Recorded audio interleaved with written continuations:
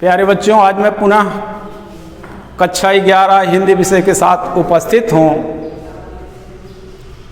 आज हम एक ऐसे उद्भट विद्वान की रचना पढ़ने जा रहे हैं जो नेत्रहीन होते हुए भी हिंदी साहित्याकाश को अपनी काव्य आभा से मंडित, आलोकित और प्रकाशित किया।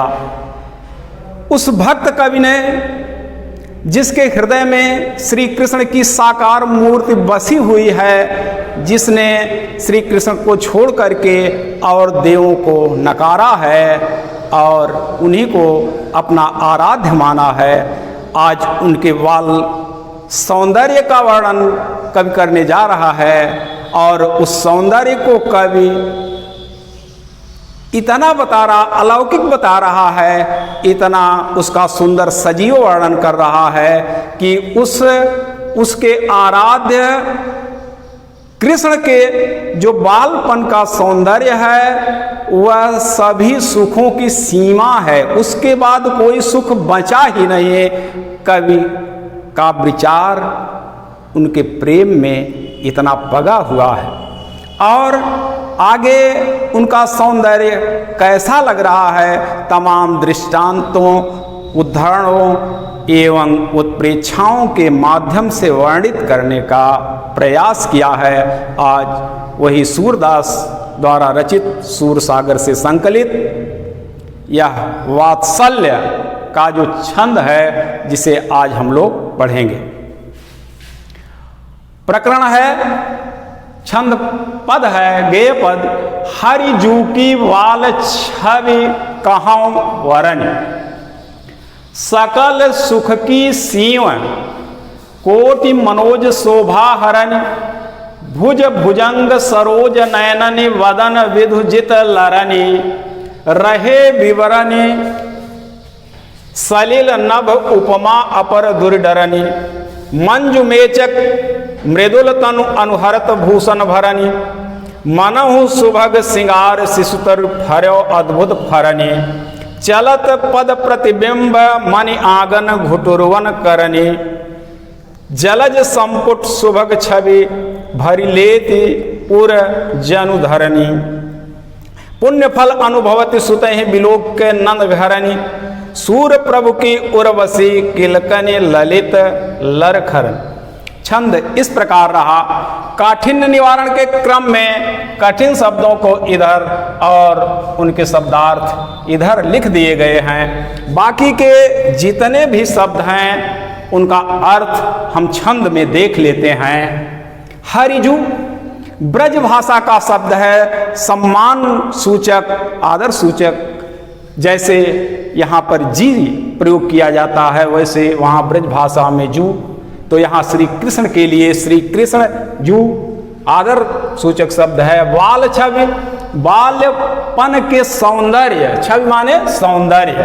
वरनि, कहाँ तक, वरनि वर्णन करूं, सकल संपूर्ण, सीव सीमा, कोटि करोड़ों, मनोज कामदेव, शोभा सौंदर्य, हरण दूर करने वाला, भुज भुजाओं से, भुजंग सर्प नाग, सरोज कमल नयनन नेत्रों से, वदन मुख विधु चंद्रमा, लरनि लड़ करके पराजित हो गए हैं, रहे विवरण विलों में, सलिल जल में, नभ आकाश में, उपमा आप दूसरी उपमाएं, दूसरे दृष्टांत, दूसरे उदाहरण, प्रतिमान दूर छिप गए, दूर हो गए, डरनि डर के नाते, मंजू सुंदर, मेचक काले घुंघराले बाल, मृदुल कोमल तनु शरीर, अनुहरत अनुकूल, भूषण आभूषणों से, भरन सुसज्जित, सुभग सुंदर, श्रृंगार शिशु श्रृंगार का शिशु, तरु वृक्ष, फर्यो फलों से, अद्भुत अलौकिक, फरन माने फलों से, प्रतिबिंब प्रतिछाया, मणि आंगन मणि जड़ित, नंद का आंगन मणियों से जड़ित था, उस आंगन में श्री कृष्ण घुटनों के बल चल रहे थे, उसी का वर्णन किया गया है। जलज संपुट, जलज कमल की संपुट दोनी, सुभग सुंदर छवि सौंदर्य भर लेत धारण कर लेती है, और हृदय में जनु माने मानो धरण माने वहाँ की धरा पृथ्वी मणिजड़ित आंगर। पुण्यफल अपने पूर्व जन्म में किए गए पुण्यों का जो संचित फल था अनुभव कर रही हैं। सुतें अपने पुत्र अर्थात कृष्ण को देख करके, विलोक देख करके नंद घरानी, नंद की घर वाली अर्थात यशोदा, सूरदास जी कह रहे हैं प्रभु की उर माने हृदय में बस गई है। किलकन, उनके बालपन का वर्णन किया गया है, तो उनका किलकारी मारना, कैसा किलकारी मारना, सुंदर किलकारी मारना, ललित सुंदर, और लड़खड़ाना लड़खड़ाते हुए चलना। शाब्दिक अर्थ इस प्रकार रहा। व्याख्या के क्रम में हम देखते हैं हरिजु, किसके सौंदर्य का वर्णन किया गया है? श्री कृष्ण के सौंदर्य का वर्णन किया गया है। और किस समय के सौंदर्य का वर्णन किया गया है? कवि कह रहा है वाल छवि। किसके सौंदर्य का वर्णन किया गया है और किस पन कैसे छवि का वर्णन किया? वाल छवि, कहाँ माने कहाँ तक, वरण माने वर्णन करूं। श्री कृष्ण का वह जो बाल्यकाल का बालपन का सौंदर्य है, उसका मैं कहाँ तक वर्णन करूं? कभी अपने को अर्थात उसके कहने का आशय है वह सौंदर्य इतना अधिक है, वहाँ तक कवि की वाणी पहुँचने में असमर्थता व्यक्त कर रही है। इसलिए कह रही जितना सौंदर्य है उतना वर्णन सूरदास कर ही नहीं सकते। तो कह रहे हैं श्री कृष्ण का जो बालपन का सौंदर्य है उसका मैं कहाँ तक वर्णन करूं? सकल सुख की सीम, सौंदर्य इतना अधिक है, वह देख लेने के बाद कोई सुख शेष बचता ही नहीं। वह संपूर्ण सुखों की सीमा है, उसके आगे कोई सुख बचा ही नहीं है। सकल सुख की सीम, वह संपूर्ण सुखों की सीमा है। सकल संपूर्ण सुखों की सीम माने सीमा। वह सौंदर्य बालपन का सौंदर्य संपूर्ण सुखों की सीमा है। कोटि मनोज शोभा हरण, हरिजू का जो वह सौंदर्य है, कृष्ण का वह बालपन का सौंदर्य है जो सुंदरता में अद्वितीय माना जाता है। मनोज कामदेव का पर्यायवाची है, जो सुंदरता में अद्वितीय माना जाता है। इसके बारे में ऐसी किंवदंतियां हैं कि यह शरीर से बहुत कोमल है, लेकिन युद्ध में इसे कोई पराजित नहीं कर सकता। यह देवताओं तथा पितरों से पूर्व का माना जाता है और इसके आयुध बहुत कठोर नहीं है, हथियार बहुत कठोर नहीं है। यह गन्ने का धनुष, उस पर पुष्प बाणों के साथ तोते के रथ पर सवार होकर के चलता है, किंतु यह युद्ध में सबको पराजित कर देता है, इससे कोई पार नहीं पाता। ऐसा कहा जाता है एक बार इसने भगवान शिव की समाधि को भी भंग करने का प्रयास किया था। भगवान शिव ने अपना तीसरा नेत्र खोल करके इसे भस्म कर दिया, तभी से इसका एक नाम अनंग भी हो गया।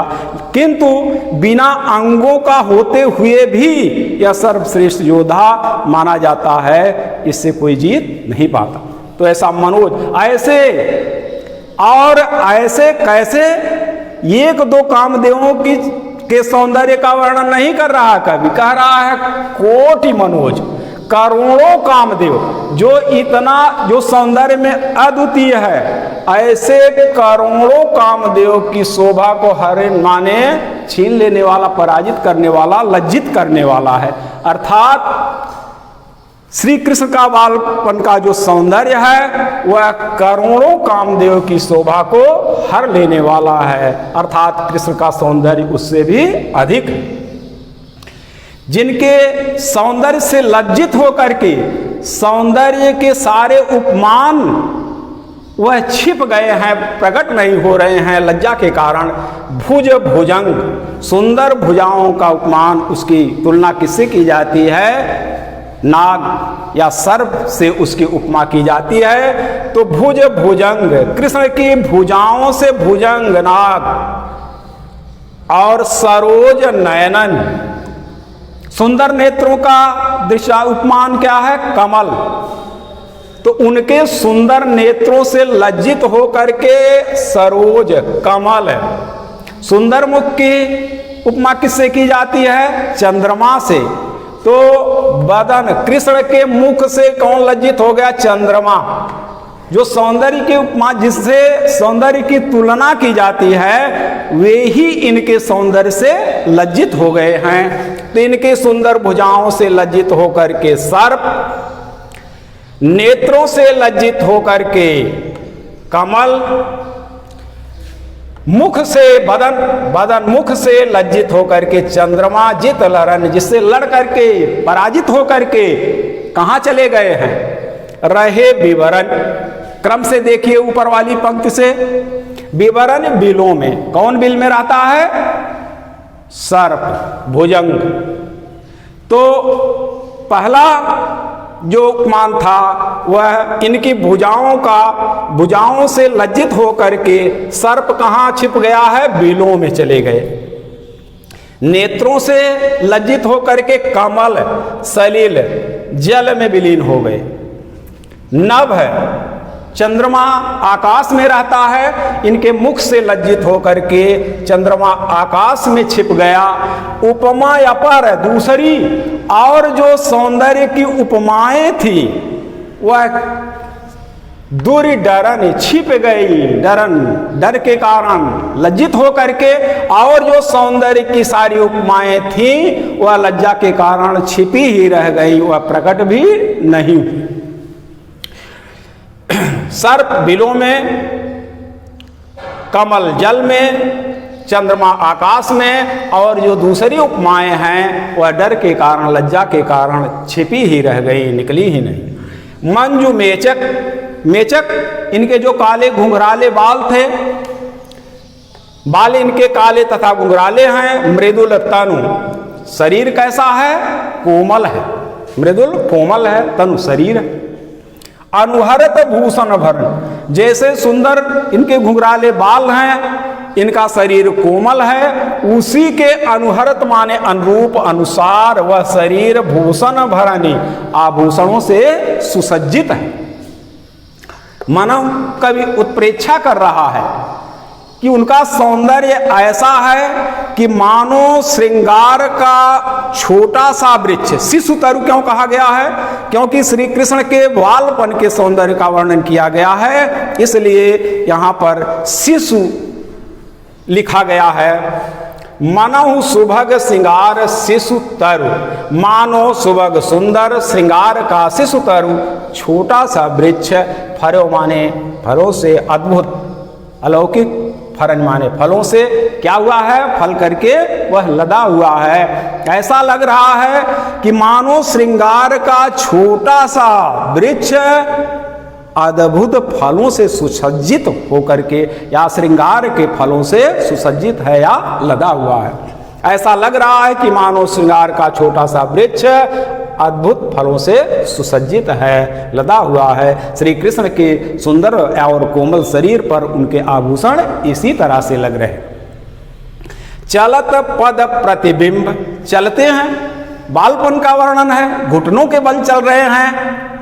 तो पद का प्रतिबिंब, इनके चरण कैसे हैं? कमलवत हैं, जिनका प्रतिबिंब नंद के मणियों से जड़ित उस आंगन पर पड़ रहा है, और कमलवत चरणों के का बिंब उस मणियों पर दिखाई पड़ रहा है। तो कभी कल्पना कर रहा है कि जब वह चलते हैं घुटनों के बल, तो ऐसा लगता है मणिमय आंगन में वह प्रत्येक मणियां अपने अंदर उस जलज की, कमल की संपुट दोनी को सजा करके या अपने हृदय में धारण कर रही हो।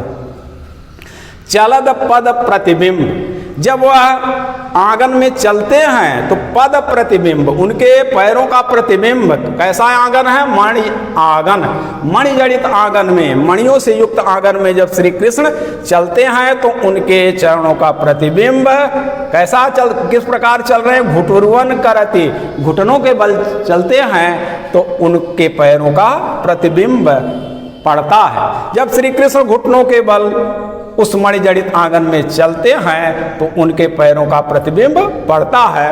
वह कैसा लग रहा है उसका वर्णन अगली पंक्तियों में किया गया है। जलज संपुट सुभग छवि, सुभग सुंदर, छवि सौंदर्य, भारी लेत, भर लेत माने भर लेती है, धारण कर लेती है। उपमा की जा रही है मानो धारणी पृथ्वी, ऐसा लगता है कि वहाँ की पृथ्वी अपने हृदय में सुंदर छवि को जलज के संपुट की भांति, जलज की दूनी की भांति अपने हृदय में धारण कर रही। जब वह घुटनों के बल मणिजड़ित आंगन में चलते हैं तो ऐसा लगता है कि वहाँ की जो पृथ्वी है वह कमल की दूनी और उनके सुंदर सौंदर्य को अपने हृदय में धारण कर लेती है। और पुण्य फल अनुभवति सुतहि बिलोक के नंद घरन, और नंद की घरवाली अर्थात यशोदा अपने पूर्व जन्म का जो पुण्य है उसके संचित फल का अनुभव कर रही हैं। सुतहि बिलोक, अपने पुत्र को देख करके नंद घरन, नंद की घरवाली अर्थात यशोदा अपने पूर्व जन्म के फल का अनुभव कर रही है। और सूर प्रभु की उर्वशी किलकनि ललित लरखरन, और सूरदास जी कह रहे हैं कि प्रभु श्री कृष्ण के जो किलकारी मार करके चलना, सुंदर किलकारियां मारना और लड़खड़ाते हुए चलना, तो उनके हृदय में ही बस गया है। व्याख्या के अंश में बस इतना ही। साहित्यिक सौंदर्य में हम देख लेते हैं रस। यहाँ पर श्रृंगारिक वर्णन किया गया है, श्री कृष्ण के बाल सौंदर्य का वर्णन किया गया है। छंद गेय पद है, भाषा ब्रज भाषा, और शब्द शक्ति लक्षणा शब्द शक्ति है। और यहाँ पर अलंकार मुख्य रूप से अनुप्रास, उपमा और उत्प्रेक्षा परिलक्षित हो रहा है। आज के अंक में बस इतना। पुनः अगले अंक में सूर के भ्रमर गीत के साथ पुनः मिलूंगा। तब तक के लिए धन्यवाद।